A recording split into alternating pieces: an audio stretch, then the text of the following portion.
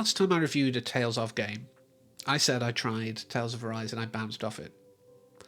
Now, as often happens with me, I tried to play it again and I enjoyed it. I don't think it's my top game. I still think Berseria wins out, but I should have given it a fairer chance before I gave up on it.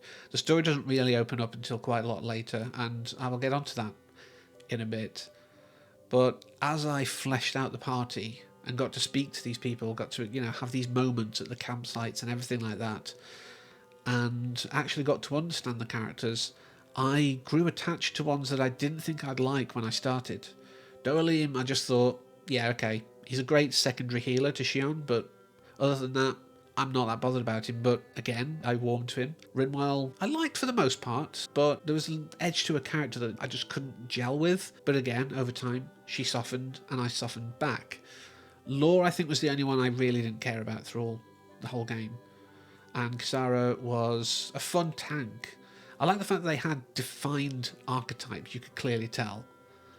And it was nice to have that. And of course, Iron Mask, or as we know him later, Alphen, as a classic fighter archetype. It was a wonderful way to get these team together, and you could use the 4 that you preferred in whatever configuration, but the fact that you could bring the others in for their boost moves and things like that. The combat was brilliant. Everyone, I think, who has tried this game has said that that's one of the best things about it. The combat is one of the best types in the series. But yeah, I thought it was a fun 20-odd hour romp, because you start out with these 4 lords who generally have an elemental theme, and you've got to get basically the MacGuffin from each of them and then fight the main boss once you've gained all of the orbs together so that you can save the world. So you grab all these things, you go, you're ready to face off against the final boss. But it's not the final boss. This pulls the anime second arc idea, and we even have a second intro music.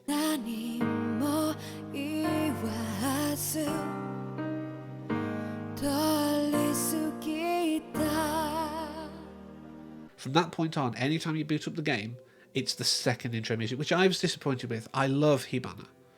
It's a fantastic track. In fact, there will be a cover of it at some point. I'm not going to promise when, because I know what I'm like, but I love that. What? It's just, that just tickles me every time, and there's some brilliant guitar work in it. I mean, it's complex, but not too complex. It's entertaining to the ear, and I really loved it. But the second one I wasn't particularly fond of. I didn't know it was a cover of a song from 1995 either, which I'd not heard, so I didn't have an attachment to it.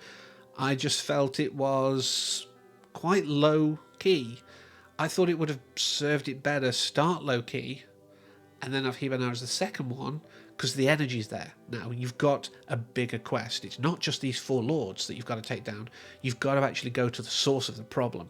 You've got to figure out what is making this situation happen and solve it, whilst also having potentially, having to come to terms really with possibly losing one of your favourite team members. If you're me, I love Shion and Alphen, and I did feel that there were pairings that were made here. We have Doalim and Kisara, we have Lore and Rinwell, and we have Shion and Alphen. It's a tale of love. This is a tale of love. It's a tale of rising up and doing things for those you love, whether that be an individual, like a romantic or even a platonic situation, or your entire race, your entire planet. Because that's what this is. We come to a point at the end where they've got to save everyone. They've got to make a difference in the world. And I loved it for that. It does kind of drag on in some places, and the title system's quite unusual. If you've played previous ones, you know that you get sort of titles and they'll confer certain benefits. But here, you get titles by doing certain actions. For every character, there are ones that unlock through the plot.